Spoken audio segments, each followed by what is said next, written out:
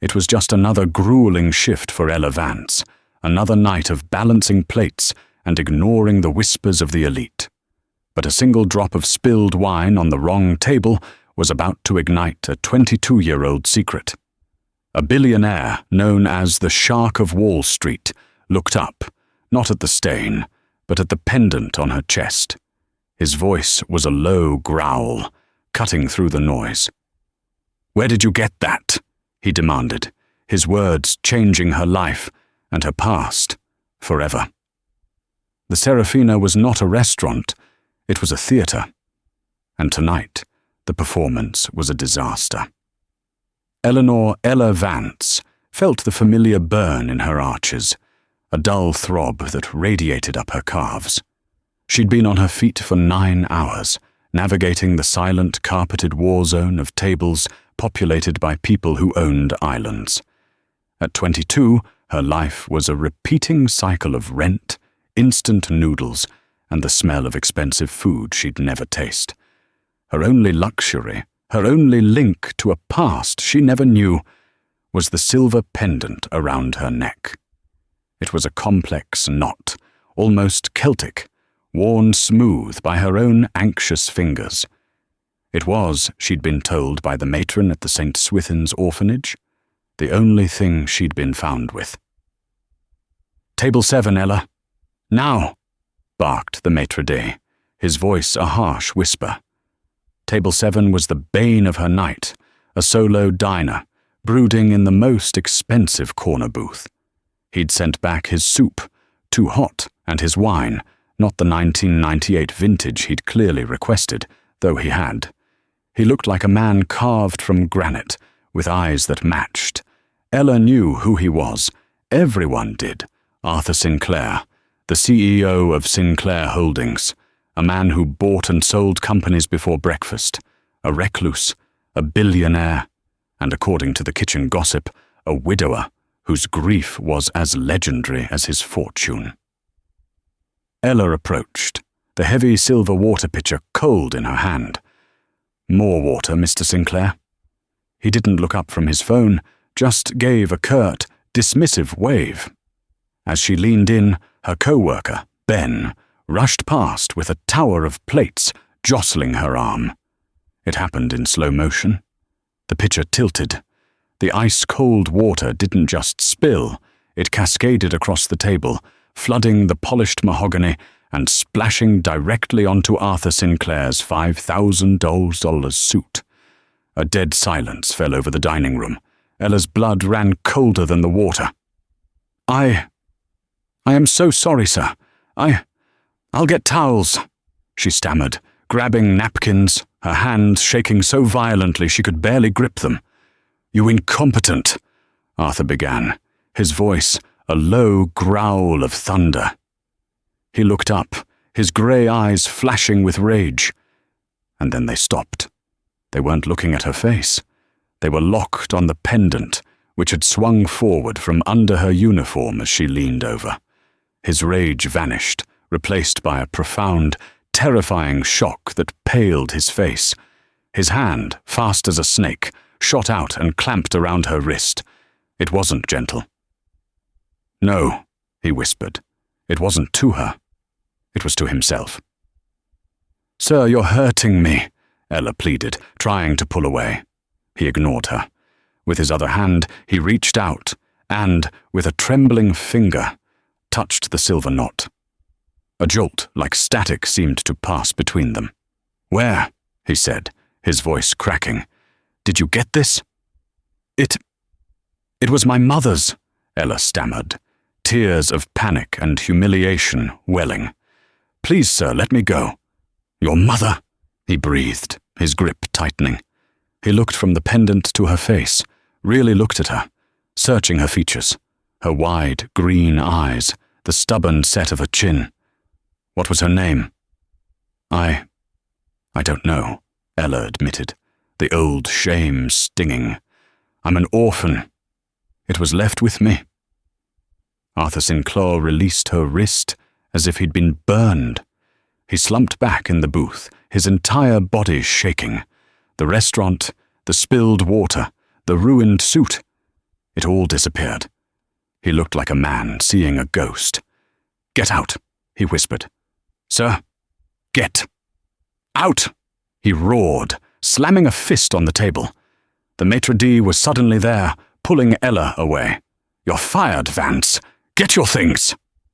Ella was dragged toward the kitchen, her heart pounding. But as she was pulled away, she heard Arthur Sinclair's voice, not angry this time, but broken, a hollow whisper that would haunt her. "Isabella, can it be? Are you her daughter?" Ella didn't get her things. She ran. She burst through the employee exit into the alley, gasping for the cold November air, her cheap coat clutched in her hands. The humiliation was a physical weight, but it was overshadowed by the terror and confusion of the billionaire's words. "Are you her daughter? Whose daughter? What did he see in that simple piece of silver?" She sank onto a stack of flattened cardboard boxes, her shift finally over, her job gone.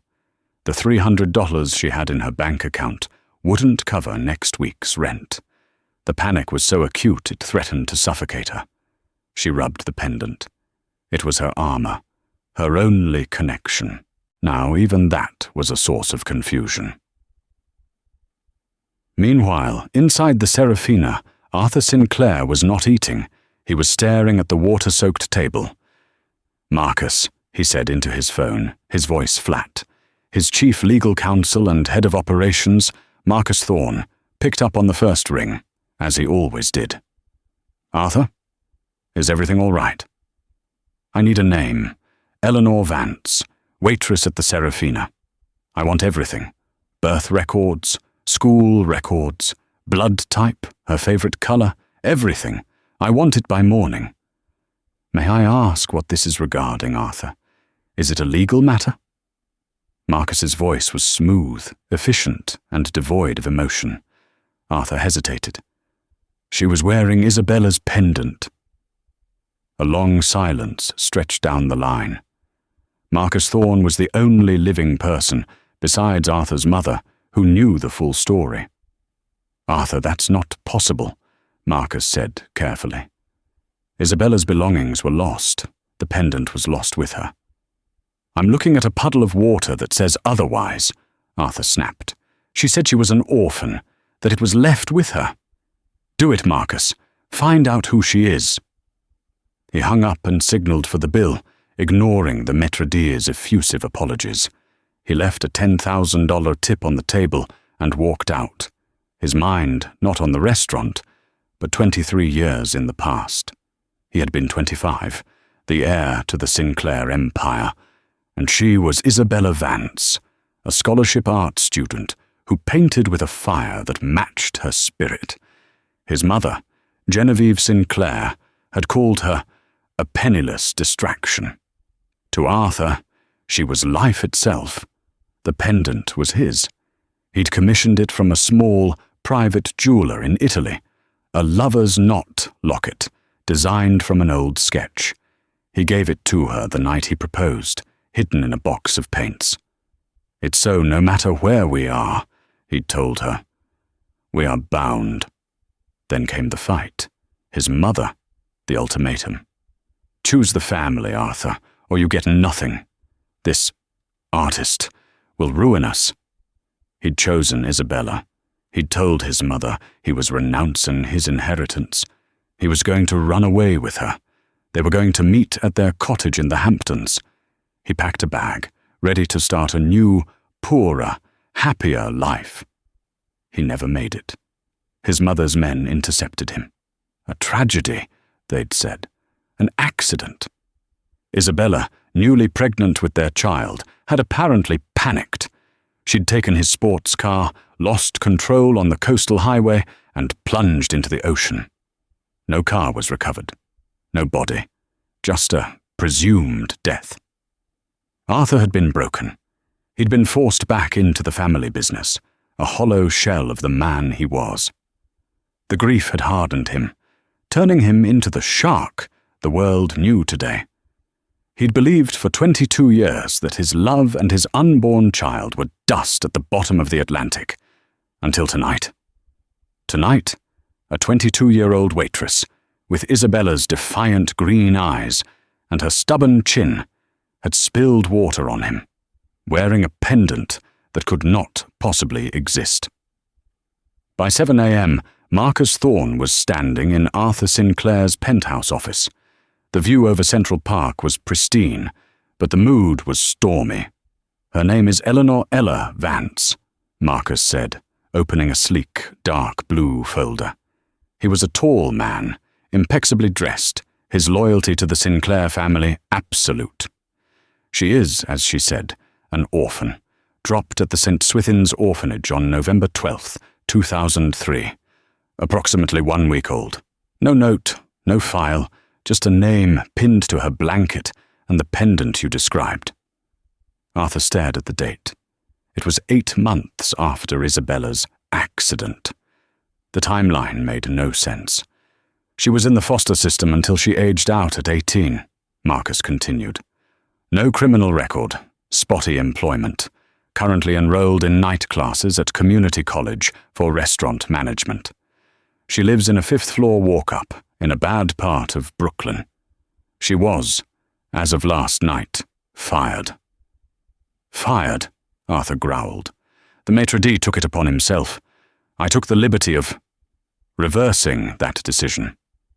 The Serafina's management has been informed that Miss Vance is an associate of yours and is to be given paid leave, effective immediately."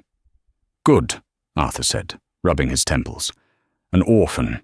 8 months later. It doesn't add up." "Arthur," Marcus said gently, "I knew Isabella. The girl. She doesn't look like her." "She has her eyes," Arthur shot back, defensive. "And the pendant, Marcus. The jeweler, old Giuseppe. He swore he broke the mold. It was one of a kind. Pendants can be copied. Grief can make us see ghosts, old friend." "I am not grieving," Arthur snapped. "I am investigating. What about the accident?" Marcus paled slightly. "The police reports were clear. A witness saw the car go over the cliff." "A witness paid by whom, Marcus?" Arthur's voice was dangerously quiet. "My mother, perhaps?" "Mrs. Sinclair is a formidable woman," Marcus allowed. "But she would not—" "She would," Arthur interrupted. "She would. Arrange a meeting with Miss Vance. Here, today. And Marcus, get me the original police report on Isabella's accident. All of it. The sealed parts." Marcus nodded, but his face was tight. "There is one more thing. Your mother is here. She's in the drawing room. She heard about the incident at the restaurant." Arthur's blood ran cold. Of course she had. The Serafina's owner was on his mother's charity board. Genevieve Sinclair was seated on a priceless antique chaise, sipping tea. She was a vision in silver silk, her white hair coiffed perfectly, her eyes as sharp and cold as the November air. "Arthur, darling," she said, not bothering to stand. "Causing a scene at the Serafina. How theatrical. You fired a waitress for spilling water. A bit gauche, even for you. I didn't fire her, mother, and you know why you're here. The pendant." Genevieve's teacup clinked softly in its saucer. She held it steady. "Ah, yes, the trinket. Marcus called me. He's so wonderfully thorough. Was it her, mother? Was it Isabella's?" Genevieve laughed, a sound like tiny shattering icicles. "Isabella? That grasping little artist? Arthur, she died 22 years ago. She took your car, your money, and drove herself off a cliff. She was careless, and she paid the price. This girl, this waitress, is a nobody. A coincidence? It was a one-of-a-kind piece, mother. Nothing is one-of-a-kind for someone with enough money, Arthur. This girl has clearly done her research. She sees a grieving billionaire, finds a picture of his dead love, copies an old piece of jewelry, and arranges a chance encounter. She's a con artist, plain and simple. And you, blinded by your pathological need to live in the past, are falling for it. She stood, adjusting her pearls. I've already spoken to Marcus. He's handling it. Handling what? He's offering the girl a settlement, a generous one, $50,000 to sign a non-disclosure agreement and disappear. It's clean, Arthur. By tonight, this will all be a bad memory. Arthur stared at his mother. The same cold, pragmatic cruelty that had defined his entire life. No, he said. No. Genevieve raised a perfectly sculpted eyebrow. No settlement. No NDA. I'm bringing her here. I'm going to find out the truth. The truth, Genevieve scoffed, is that you are a fool. You are my son, and you are the CEO of this company. But you are still a sentimental fool. Handle this, Arthur. Or I will. She swept from the room, leaving the scent of expensive perfume and unspoken threats in her wake. Arthur turned to the window, the city blurred below him. He had faced down corporate raiders and hostile governments. Why did this woman, his own mother, still terrify him? Marcus, he said, hitting the intercom. Cancel the settlement offer, and double the security on that girl. I think my mother just threatened her. Ella was woken by a pounding on her apartment door. Her first thought was the landlord, coming to demand the rent she didn't have. She looked through the peephole and saw two men in dark suits. Miss Vance? Eleanor Vance? One called. Her heart hammered. This was it. They were going to hurt her. The billionaire was angry. She backed away from the door. Miss Vance, we are private security, hired by Mr. Arthur Sinclair for your protection. He has requested a meeting. Please, we mean you no harm. Protection? A black SUV, smoother and quieter than any car she'd ever been in, drove her across the bridge and into the sky. Arthur Sinclair's penthouse was less an apartment and more a sterile, glass-walled fortress. Arthur was waiting for her, standing before a wall of windows. He looked haggard. Miss Vance, Ella, thank you for coming. I didn't have much of a choice, Ella said, clutching her denim jacket. You fired me. Your mother tried to pay me off. Arthur winced. You spoke to my mother? No. A man named Marcus Thorne called me, offered me $50,000 to forget I ever met you, and give him my necklace. Rage, pure and hot, flashed in Arthur's eyes. He did that after I told him not to. My apologies. Marcus has been reassigned. In truth, Marcus was standing outside the door, having received the dressing down of his life. What do you want? Ella asked, tired. The truth. Arthur walked to a safe, hidden behind a modern painting. He pulled out a small, velvet-covered box. Inside, on a bed of faded silk, was a locket. It was identical to hers. No, Ella breathed, stepping forward. Not identical, Arthur said. He pressed a hidden clasp, and the locket opened. It was empty. It's a set. Two halves of a whole. I gave this one to a woman named Isabella Vance, the love of my life. My locket was supposed to hold her picture. Hers was supposed to hold mine. He looked at Ella, his eyes desperate. She died. Or, I was told she died. In a car accident, 22 years ago. She was pregnant with my child. The room tilted. Ella steadied herself on a chair. Me? Your age is right. The pendant it's impossible. But it's here. I need to know, Ella. I need to know if the last 22 years of my life have been a lie.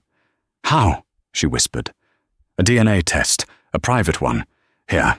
Now, I've had a doctor from the Caduceus Bryant Clinic on standby. It's the most secure private lab in the country. They will take our samples, run them, and we will have an answer in 24 hours. No one but us will know. Ella looked at the man before her. He wasn't a shark. He was just a man, as lost as she was. What if I'm not her? Then I will still honor you, Arthur said. You're wearing her pendant. You're a part of this, whether you want to be or not. I'll set up a trust. Your college, your apartment. You'll be safe. It was more than anyone had ever offered her, but it wasn't what she wanted. And what if I am? Arthur's voice broke. Then I get my daughter back. Ella nodded. Okay, I'll do it. The doctor was discreet and quick. A swab from Arthur, a swab from Ella. The samples were sealed, placed in a biometric lockbox, and taken away by the doctor. The next 24 hours were the longest of both their lives. Ella stayed at the penthouse, in a guest room larger than her entire apartment. She and Arthur ate dinner in silence, two strangers bound by a desperate hope. At 4:00 p.m. the next day, the doctor returned. He carried a single, sealed envelope. Arthur's hands were shaking so badly he couldn't open it. You, he said, handing it to Ella. She tore the seal. Her eyes scanned the technical jargon, lab numbers, genetic markers, and then the conclusion. Probability of paternity. 0,0%. The words blurred. Ella read them again. And again. 0. Ella? Arthur asked, his voice tight. She couldn't speak. She just handed him the paper. He read it. His face didn't fall. It hardened. The hope that had softened his features vanished, replaced by the granite mask of the billionaire. I see, he said, his voice cold. It can't be right, Ella stammered. The pendant, Arthur, the pendant, he interrupted, his voice laced with ice, is a very good copy. My mother was right. You are a very, very good con artist. No, I didn't. I thought, what did you think? That you could show up with a trinket and I'd hand you my name? My fortune? He was pacing now, the shark returning. You played on the grief of a man you've never met. It was a good try. Admirable, even. I'm not lying. I'm not. Tears streamed down her face. Get her out of here, Arthur said to his security guard. But the test? Maybe they made a mistake. The Caduceus Bryant Clinic does not make mistakes, Miss Vance. They are the best. The numbers don't lie. You do. He turned his back on her, a signal that the meeting was over. Leave the pendant. It's the only thing you have that's worth anything. That was the line. The tears stopped. Ella's grief turned, hard and sharp, into rage. No. He turned. What? No, she said, her voice shaking but strong. You don't get this. This was my mother's. And whoever she was better than you. She was better than your battle-axe mother and your paid-off doctors. You want to believe I'm a con artist? Fine. It's easier than believing your whole life is a lie. She clutched the pendant. I'm not your daughter. I'm glad I'm not. I wouldn't want your blood. She turned and walked out, past the stunned guard, past Marcus Thorne, who was standing in the hall with a look of, was that pity? She didn't care. She walked out of the penthouse, out of the building, and back into the cold, uncaring city. Inside the penthouse, Arthur Sinclair sank into a chair, the paper clutched in his hand. He was, once again, completely and utterly alone. In the hallway, Marcus Thorne took out his phone. He made one call. It's done, he said to the person on the other end. The test was negative. He believes it. He listened for a moment. Yes, Mrs. Sinclair. The lab director at Caduceus Bryant is very cooperative. The original samples have been destroyed. The file is sealed. He hung up. Genevieve Sinclair had won. Ella's world didn't just crumble, it exploded. The rejection from Arthur was a physical pain, worse than any hunger or cold she'd ever felt. For 24 hours she had allowed herself to hope. She had imagined a family, a father, an identity. Now she had nothing. She was back in her tiny fifth-floor walk-up. The paid leave had been rescinded the moment she left the penthouse. Her job was gone. Her hope was gone. She tore her room apart, not in anger, but in a desperate, frantic search. She was looking for, she didn't even know, a clue, anything. She pulled out the one box she'd kept from her last foster home, the Ella box that contained every scrap of her life. It was mostly empty. Report cards, a dried flower, a participation trophy for a spelling bee, and at the very bottom, the baby blanket.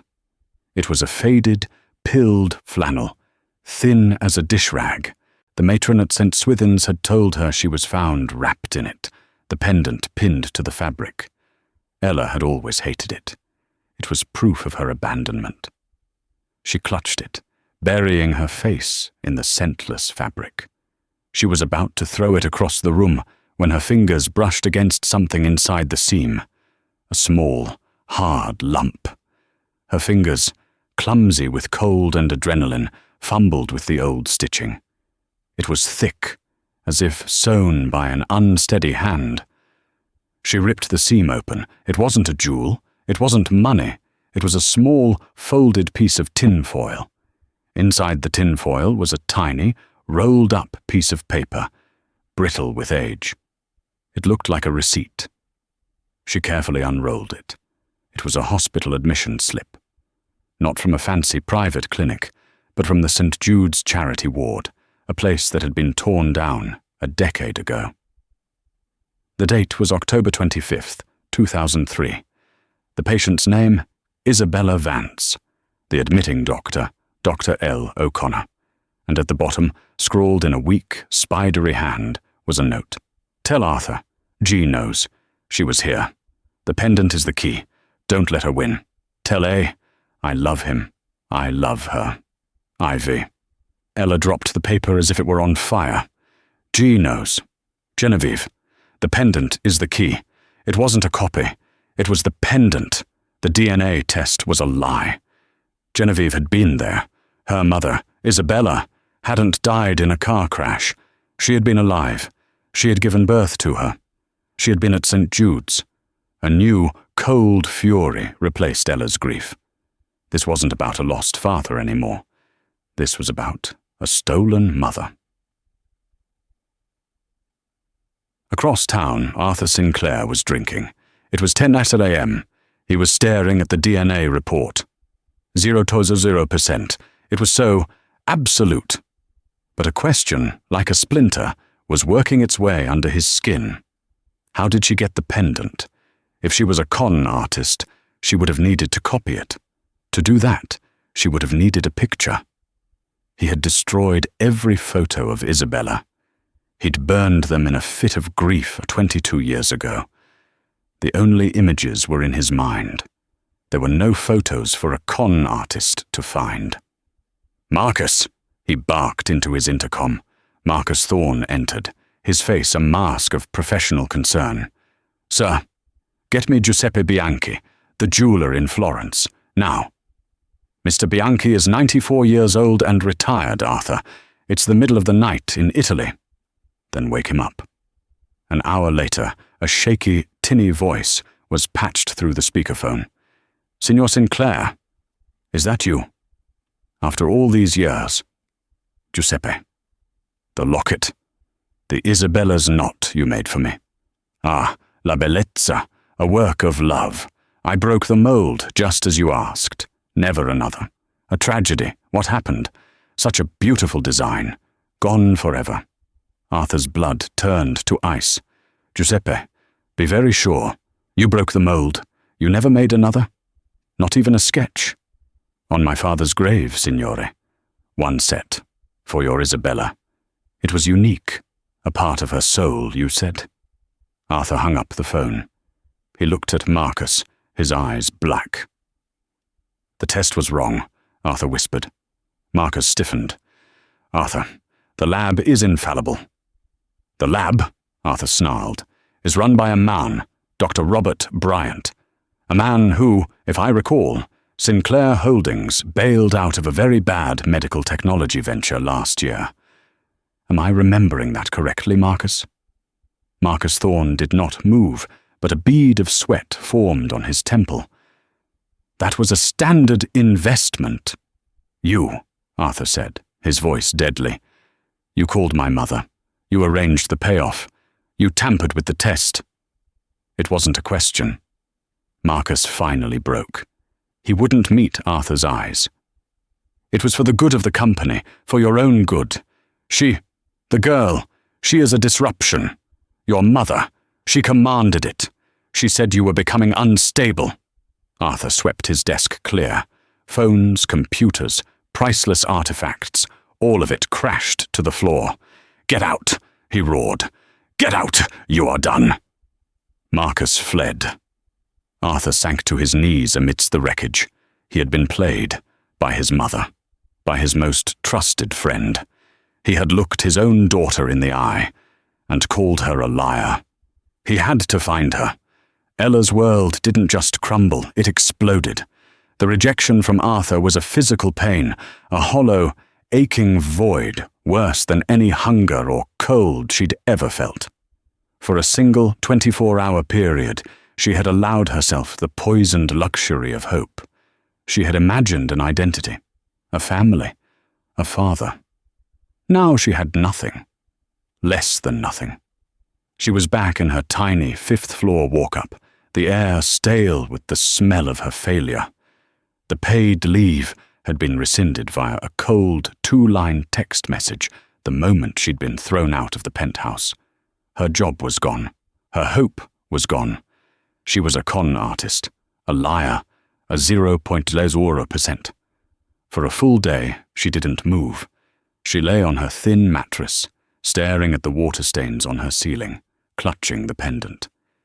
It felt different now, heavier, cursed. It was a very good copy. A fake. Just like her. But on the second day, a different feeling crept in. Not grief, but a cold, hard rage. He was wrong. His mother was wrong. This pendant was the only real thing she had ever known. She had trusted it. She still trusted it, more than she trusted the billionaire and his infallible test. She tore her room apart, not in a search, but in a desperate, frantic purge. She was looking for, she didn't even know, an answer, a clue, anything. She pulled out the one battered cardboard box she'd kept from her last foster home, the Ella box that contained every scrap of her 22 years. It was mostly empty. Brittle report cards, a dried brown flower from a high school dance, a plastic participation trophy for a spelling bee. And at the very bottom, wrapped in tissue, was the baby blanket. It was a faded, pilled flannel, thin as a dish rag. The matron at St. Swithin's had told her she was found wrapped in it, the pendant pinned to the fabric. Ella had always hated it. It was proof of her abandonment, a symbol of being unwanted. She snatched it up, ready to throw it into the trash, to finally sever the last link. But as she clutched the wadded fabric, her fingers, raw from the cold, brushed against something inside the seam. A small, hard, flat lump. Her heart stopped. She had held this blanket 1,000 times, cried into it, but she had never. Her fingers, clumsy with adrenaline, fumbled with the old thick stitching at the corner. It was sewn with a heavy, unsteady hand. She didn't have scissors. She used her teeth, tearing at the threads. The seam ripped open. It wasn't a jewel. It wasn't money. It was a small, folded piece of tin foil, blackened with age. A desperate, poor man's attempt at waterproofing. Inside the tinfoil was a tiny, rolled-up piece of paper, brittle and yellowed. It was a hospital admission slip, the blue and white carbon copy. Not from a fancy private clinic, but from the St. Jude's charity ward, a hospital that had been torn down a decade ago. The date was October 25th, 2003. The patient's name, printed by the admitting nurse, Isabella Vance, and at the bottom, in the patient notes section, was a weak, spidery, desperate scrawl in blue ink, a message from a dying hand. Tell Arthur. G knows. She was here. The pendant is the key. Don't let her win. Tell A. I love him. I love her. IV. Ella dropped the paper as if it were on fire. G knows. G.S. Genevieve Sinclair. The pendant is the key. It wasn't a copy. It was the pendant. The DNA test was a lie. The entire cold, sterile penthouse was a lie. Genevieve had been there. Her mother, Isabella, hadn't died in a car crash. She had been alive. She had been in a charity ward. She had given birth to her.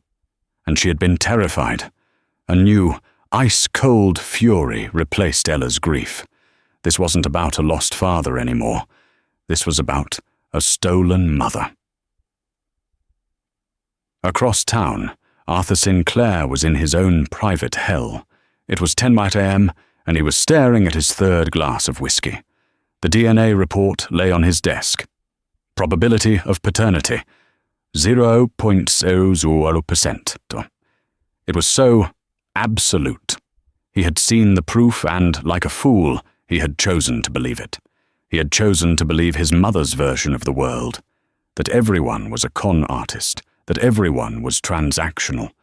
But a splinter, sharp and insistent, was working its way under his skin. The pendant. He had called Ella a con artist. But how? How did a broke, 22-year-old orphan in Brooklyn commission a perfect, one-of-a-kind replica of a piece of jewelry that no one had ever seen? He had destroyed every photo of Isabella. He'd burned them in a whiskey-fueled fit of grief 22 years ago, a week after her death. The only images were in his mind. The only other person who had seen it. "Get me Giuseppe Bianchi," he barked into his intercom. "The jeweler in Florence. Now." "Sir, it's 4:30 a.m. in Italy." His new assistant, Amelia, replied. "Then wake him up." An hour later, a shaky, tinny voice, heavy with sleep and age, was patched through the speakerphone. "Signor Sinclair, is that you?" "Dio mio, after all these years. Giuseppe, the locket, the Isabella's knot you made for me." There was a soft sound of affection on the other end. "Ah, la bellezza, a work of love. I broke the mold, just as you asked. Such a beautiful design. Gone forever. A tragedy. What happened to your Isabella? A tragedy." Arthur's blood turned to ice. "Giuseppe, be very, very sure. You broke the mold? You never made another? You never kept a sketch? A design?" "Signore." The old man's voice was suddenly full of offense. "I am an artist, and I am a man of my word. On my sainted father's grave, Signor Sinclair. One set. For your Isabella.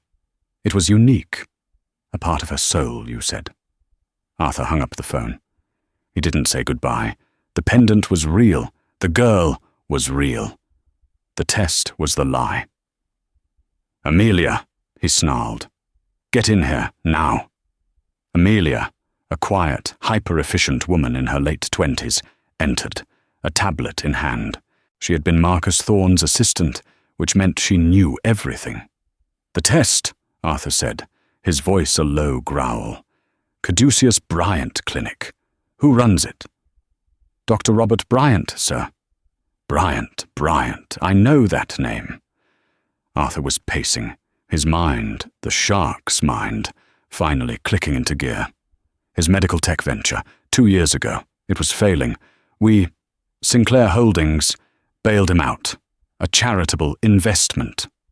My mother's idea. Amelia's face was pale. She didn't need to say anything. "It was Marcus," Arthur whispered. He was in the hall. He knew. He stalled me. He called my mother." "Mr. Thorne was very loyal to your mother, sir," Amelia said, her voice barely audible. He's gone. He cleared his office this morning, but his outgoing server files, they're still active until midnight." Amelia had been invisible, overlooked, and she had seen everything. "Show me," Arthur commanded. She didn't show him HR files. She showed him Marcus Thorne's private ledgers, the Fix-It files. And there, amongst payoffs to politicians and silent journalists, was a 22-year-long string of payments. Annual donation to St. Swithin's Orphanage for their continued discretion. A one-time payoff to a witness for the 2003 accident report.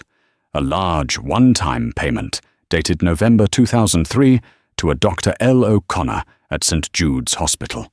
The memo, "Discretion, Dr. O'Connor," the name from Ella's hospital slip, the one she was, at this very moment, discovering. "Where is O'Connor now?" Arthur demanded. Amelia's fingers flew. Oh my, he died 2 years ago, sir. Pancreatic cancer." It was a dead end. Arthur slammed his fist on the desk. "No, his files. Doctors don't destroy files. Where are his patient records?" When he retired from his private practice, his archives were transferred to a secure, climate-controlled storage facility in Queens. "Get the car," Arthur said, grabbing his coat. "Sir, we'll need a court order. A warrant." "We," Arthur said, his eyes black, "are billionaires. We'll buy the storage facility." It took $200,000 in cash and a high-stakes legal threat to the night manager. But 2 hours later, Arthur Sinclair was in a cold, dusty locker, ripping open a box marked "O'Connor, Private, 003. He found the file in minutes. Vance, Isabella. It was thin, a few intake forms, a blood-type report, and an audio memo cassette tape. Arthur had to send Amelia out to his driver's ancient car to find a tape deck. He sat on a metal stool in the freezing storage unit under a single buzzing fluorescent light and pressed play. Dr. O'Connor's voice, old, tired, and thick with guilt, filled the room. "Patient 45B, Isabella Vance. November 1st, 2003. Patient expired at 4:10 a.m. Cause, postpartum complications exacerbated by, well, I'll call it neglect. I tried to get her transferred to a proper surgical wing. I was blocked. Genevieve Sinclair was here. She stood in the hallway, told me the girl was a charity case and not to be moved. She said the family would handle it. By the time I bypassed her, it was too late. The baby is fine. A healthy girl. But Mrs. Sinclair's social worker is here for her. It doesn't feel right. I'm keeping a copy of the baby's blood work. I don't know why. I pray God forgives me." Arthur collapsed against the shelves, the tape player slipping from his numb fingers. His mother hadn't just lied. She hadn't just faked an accident. She hadn't just stolen his child. She had murdered the woman he loved. She had stood in a hospital hallway and, with a word, let her die. Slowly, and in pain. He was sitting in the dark, a hollow, guttural sound of grief tearing from his chest, when his phone rang. It was Amelia. "Sir, I found her. Ella. She's not at her apartment. She's at the front gate of the Sinclair mansion, in Greenwich. Sir, I think she's here for your mother." Arthur stood up. The grief was gone, replaced by a cold, white-hot lava. "Keep her on the phone," he said. "Stall the police. I'm on my way." The Sinclair mansion in Greenwich was not a home. It was a fortress of old money, a sprawling Georgian monolith of red brick and white marble, set on 200 acres of land designed to keep the world at bay. It was here that Genevieve Sinclair was in her element. The grand drawing room, overlooking the dormant rose gardens, was filled with the light, tinkling sounds of wealth, the clink of crystal on silver trays, the murmur of polite gossip, and the musical laughter of Genevieve herself. She was hosting the acquisitions committee for the new museum wing, a collection of women whose blood was as blue as the sapphires on their fingers. The gala, of course, will be the first Monday in May, Genevieve was saying, dabbing her lips with a linen napkin. I've secured a final walkthrough of the new Hellenistic gallery. She was interrupted by the quiet, urgent footsteps of Thomas, her head of household security, a man paid handsomely to be invisible. He leaned down, his face pale. "Ma'am, I apologize for the interruption. There is a young woman at the front gate. Miss Eleanor Vance. She is insistent." Genevieve's smile remained, a perfect, painted-on porcelain mask, but her eyes, cold as the November sky, tightened at the edges. "Vance." "Insistent," she repeated, as if tasting a sour word. "A new species of pest. She is not on any list. Have her removed. If she's trespassing, call the local police. They know what to do with obsessed fans." Thomas shifted, a cardinal sin in Genevieve's presence. "Ma'am, that's the difficulty. She's not a fan. She said to tell you she's here about St. Jude's Hospital. And a patient named Isabella." The room did not get colder, but it felt like it. The name, unspoken in this house for 22 years, hung in the air like an undetonated bomb. The ladies at the table, sensing a crack in the perfect facade, went silent, their curiosity piqued. "What did you say?" Genevieve's voice was a whisper of steel. "St. Jude's, ma'am. And Isabella. I heard you, Thomas. How dare she?" Genevieve was about to order him to lock down the estate when a commotion came from the grand foyer, shouting, "You can't go in there! Watch me!" The double doors to the drawing room burst open, slammed back against the silk-papered walls by a small, furious figure. It was Ella. She was not the polished, terrified girl from the penthouse. This was a different person. Her hair was a mess from the wind, her cheap denim jacket was damp from a long, cold walk from the train station, and her eyes, Isabella's green eyes, were burning with a righteous fire that stunned the room into silence. In her hand, she clutched a manila folder like a weapon. The ladies of the museum board gasped. This was not a fan. This was a spectre. "Get her out!" Genevieve hissed, rising from her chair, her face a mask of white rage. "Thomas, remove her now." "No," Ella said, her voice shaking but echoing in the cavernous room. "I'm not leaving. Not until they," she gestured to the horrified committee, "hear what you are. You are a piece of street trash. A con artist. I should have had you arrested. I will have you arrested." "For what?" Ella cried, stepping forward, the folder held out like a shield. "For trespassing, or for knowing the truth, for knowing what you did to my mother." "Your mother?" Genevieve spat. The word, thick with venom, was a gutter snipe who tried to trap my son. "She died. It was a tragedy of her own making." "She didn't die in a car crash." Ella's voice dropped, but it cut through the room. "She died in a charity ward. Because you left her there." She ripped the first paper from her folder. It was the copy of the St. Jude's admission slip. She threw it onto the table, scattering a plate of delicate, crustless sandwiches.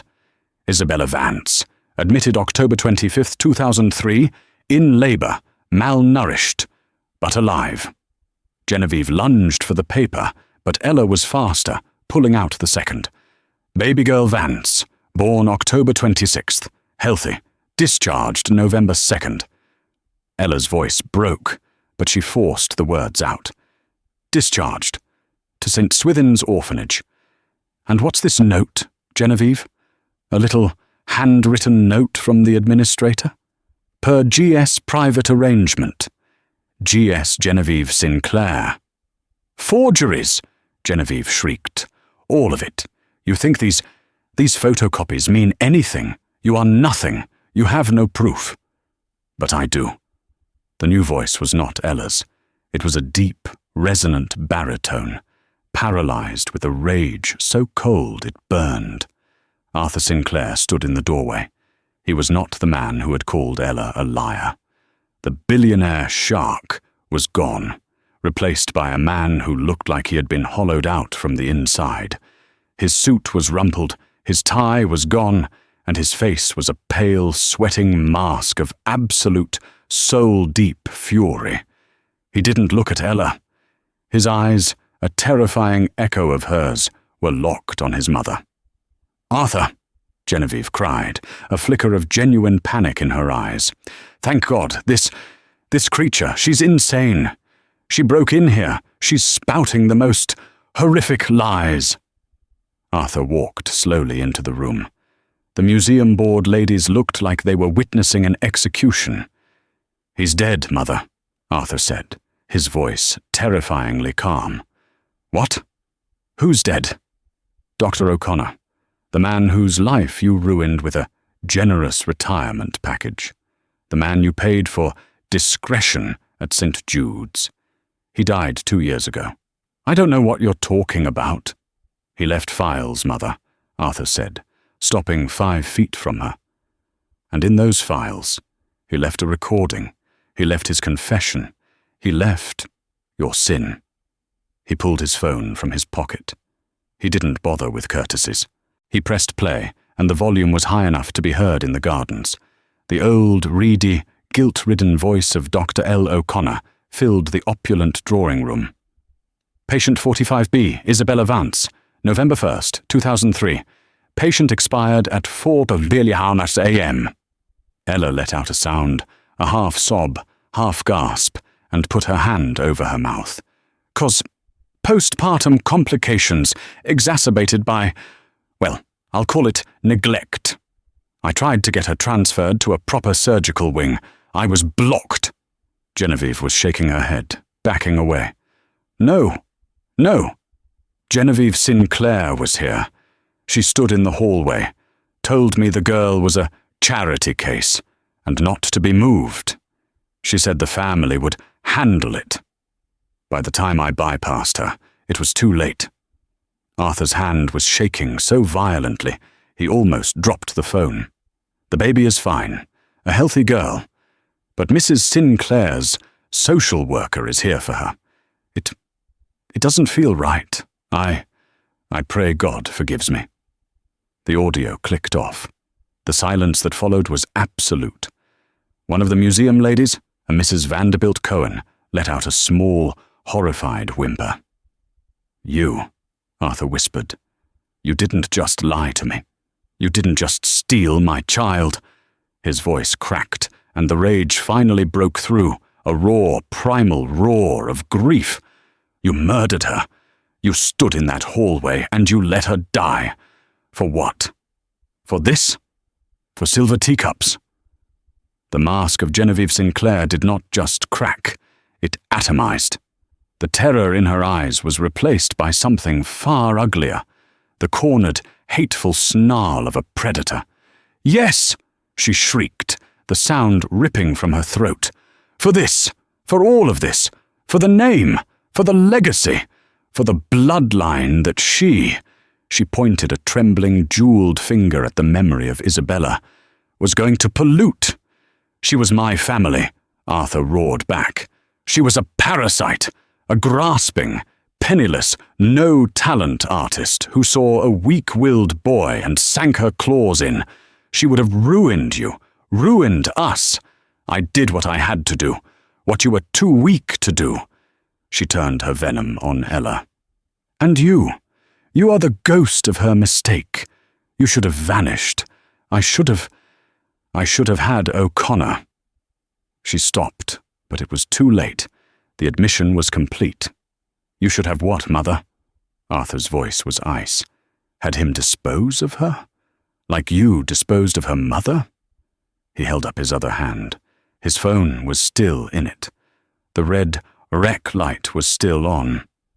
"You've been recording." Genevieve's eyes went wide. "Every word," Arthur said. "And I think the police will find this, and Dr. O'Connor's memo. Very interesting." "You wouldn't?" Genevieve breathed. "I am your mother." "You were," Arthur corrected. "You are the woman who murdered the love of my life and abandoned my daughter." He looked past her to Thomas, the security guard, who was frozen by the door. "Thomas, call the Greenwich police. Tell them my mother has just confessed to the negligent homicide of Isabella Vance and the kidnapping of Eleanor Vance. Tell them to hurry." "You traitor!" Genevieve screamed.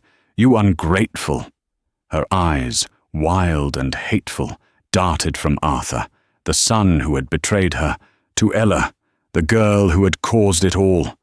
With a high-pitched, animalistic shriek, she lunged, not at Arthur, at Ella. Her hands were clawed, aiming for her face, for her eyes.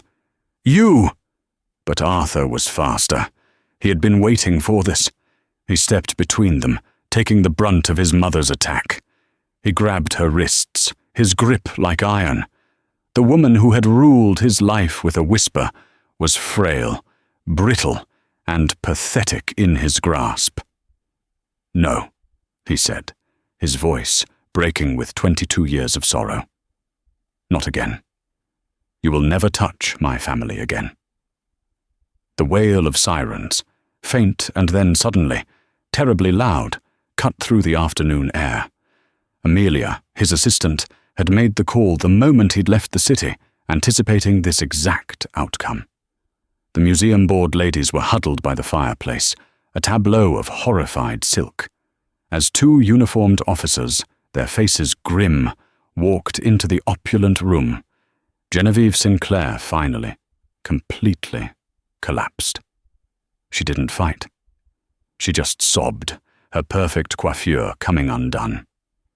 "You have destroyed everything," she wept as they put the handcuffs on her, the click of the metal echoing in the silent room. "No, Mother," Arthur said, his back to her. "You did. 22 years ago." He didn't watch them lead her away. He was looking at Ella, who was standing by the table of ruined food, shaking so hard she looked like she might fall. The papers from her folder were scattered all over the floor, the proof she had fought so hard for. The drawing room was a wreck. The guests filed out, silent, not meeting his eye. The house, his childhood home, was silent, save for the sound of his mother's distant, fading sobs. He and Ella were alone. The rage was gone. The adrenaline was gone. All that was left was the vast, echoing emptiness of 2 decades. I called you a liar," Arthur whispered. His voice was raw. "You were lied to," Ella whispered back. She clutched the pendant around her neck. "I called you a con artist, in my own home." He took a step toward her. I looked at my own daughter, and I threw her out. I said I was glad I wasn't your daughter." A heavy, painful silence settled between them. He looked at the pendant. "Isabella's not," he murmured. He reached into his own coat, into the hidden breast pocket, and pulled out the locket he had carried every day for 22 years, the other half. I never took it off." He didn't try to hug her. He didn't ask for forgiveness. The chasm between them was too wide, filled with too much pain. He just stood there, looking at her, really looking at her. He saw Isabella's defiant chin. He saw her green eyes, now flooded with tears. But he also saw strength that was all her own, the strength of a survivor. "She had your eyes," he finally choked out.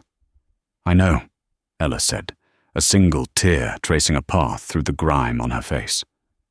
"I'm glad." The fight was over. The villain was gone. But the story wasn't. Arthur looked at the small, trembling woman who was his daughter.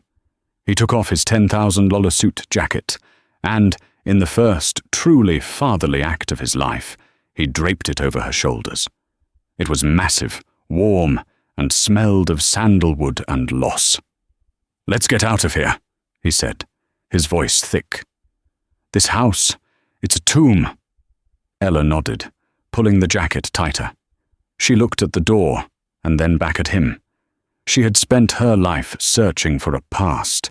He had spent his haunted by it. Together, for the first time, they turned and walked away from it, taking the first tentative steps toward an unknown and terrifying future.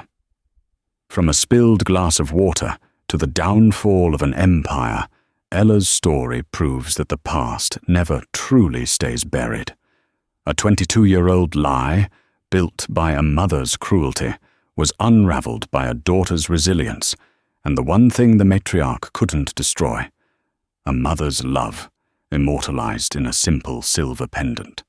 Ella didn't just find her father, she found her mother's justice. What did you think of Ella's incredible journey and Genevieve's shocking betrayal? Do you believe people can truly change? Or was Arthur's cruelty just as bad as his mother's? Let us know your thoughts in the comments below. Thank you for watching. If this story of drama, mystery, and resilience touched your heart, please show your support. Like this video, share it with someone who loves a powerful story, and be sure to subscribe to our channel for more dramatic tales every single week. We appreciate every one of you.